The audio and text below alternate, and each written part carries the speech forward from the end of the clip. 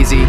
And no, that's not motivation talk. If you were lazy, you wouldn't feel guilty for wasting time. You wouldn't hate yourself for scrolling. You wouldn't want a better life. The real problem is deeper. And once you see it, you can't unsee it. What from childhood, we were taught one simple rule.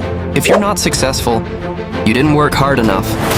So when life doesn't move, when goals stay far, and we turn the blame inward, I'm lazy.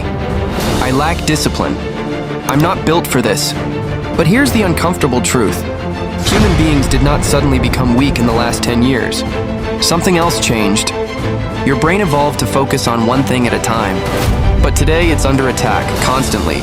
Notifications, short videos, endless content, instant rewards. Your brain is being trained like an animal. Reward now. Think later. Every scroll gives a tiny hit of dopamine. Not enough to satisfy you, just enough to keep you trapped. So when it's time to work, your brain feels empty, heavy, resistant. Not because you're lazy, but because your focus system is exhausted. Motivation used to come from struggle. You worked, you waited, you earned. Now, rewards come before effort. So your brain asks a dangerous question.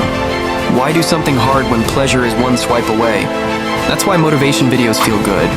But fade fast, because the problem is not inspiration. It's overstimulation. You can't motivate a nervous system that never rests. Here's the part nobody tells you. Discipline is not built by force.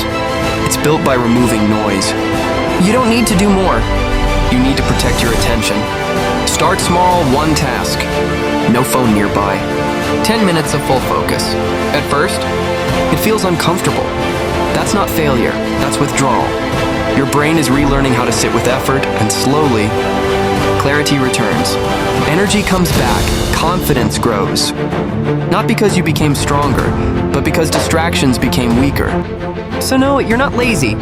You're just living in a system designed to steal your focus.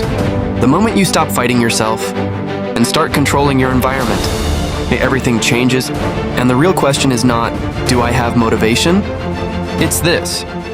What am I allowing to control my mind every day?